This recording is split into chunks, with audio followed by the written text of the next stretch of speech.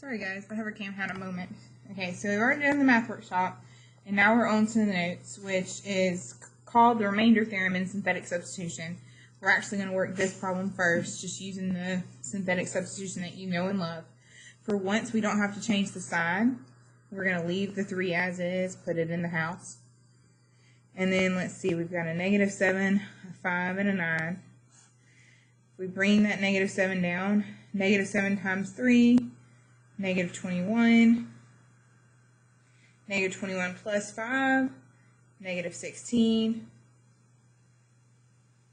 -16 times 3, it's -48, -48 plus 9, that is -39. Okay, so ironically the answer is going to be that remainder. So f at 3 is -39. Now you and I have talked in the past about how to evaluate a function, so could we actually, if we wanted to find f at 3, literally everywhere we see an x, plug in a 3? Absolutely. If we did that, we would have -7 times 9, plus 5 times 3 is 15, plus 9.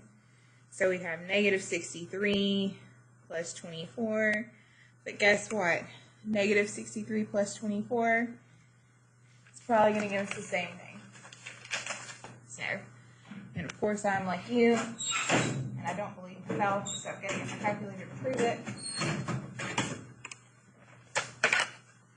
Let's make sure. -63 plus 24. Lo and behold, -39. Okay, so you're like, why is this working? And that's what the remainder theorem says. The remainder theorem says that f at 3 should be the remainder when the polynomial is divided by x minus 3. So if we had been given the problem -7x squared plus 5x plus 9 divided by x minus 3, we would have gotten this is our remainder. And that's why it works, because by the remainder theorem, f at 3 should be the remainder when the polynomial is divided by x minus 3. So long story short, while this is great and you can still power through and do this, it sure is a lot easier to just use synthetic division. That is, as long as you're remembering to bring down things and use those placeholders, etc. Okay, so I'm going to work like 2 more, but then seriously it's on you, because while this concept of synthetic substitution is new, and like getting to do it fast is new, you already have practiced synthetic division a lot, so it should not be a big deal. On your notes, we're on that next page now, remainder theorem and factor theorems. I'm going to work number 5 only. On Monday, I want to see that you've done 6, 7, and 8. So you're going to have a maze when I get done rambling, but I also want to see that you've tried 6, 7, and 8. Okay. Let's see. So they want us to do f at 4 and f at -3. So seriously, for number 5, to find f at 4, I'm going to use synthetic division with 4 in the house. I've got a 2, a 1, a -5, a 3.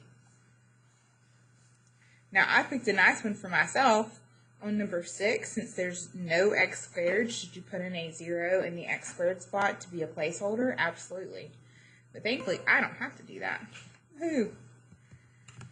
Okay, so I bring down my 2. 2 times 4 is 8.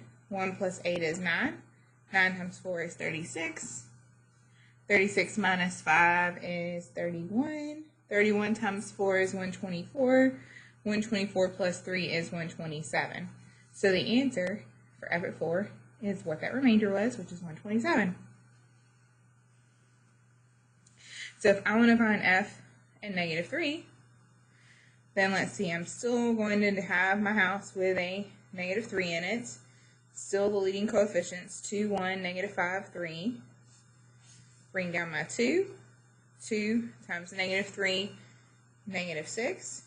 -6 plus 1, -5. -5 times -3, positive 15. 15 minus 5 is 10. 10 times -3 is -30. That's -6, -5, positive 15, 10, Negative 30 plus 3 is negative 27. So I should get negative 27. Now again, if you're doubting this whole thing working, totally understand. This one's kind of a long polynomial, so it might take time. But you could always old school it and find f at negative 3 by literally plugging in everywhere you see an x, putting a negative 3. But then what's the point in this remainder theorem? That's the whole fun of the remainder theorem, is that you don't have to do this because this sometimes takes so much longer than just doing synthetic division. But if you really are questioning yourself, you could always check. And you can always check with long division as well, because you and I both know that the remainder we're getting with synthetic would be the same as the remainder we'd be getting with log. Okay, so if you need to rewatch this, I totally understand. I need you to work 6, 7, and 8. And I also need you to complete this maze. Okay, on the maze, it tells you what to plug in. So it's a little blurry, so if you need to ask the sub what number he or she has the key. I don't know why it printed so blurry. Sorry for that. So like on this one, we're going to use synthetic division with 6 in the house to figure out what our answer is to go to the next box. You shouldn't have to use every box. If you're stuck or you need help, I've left the key out. Okay, have a great day. Goodbye.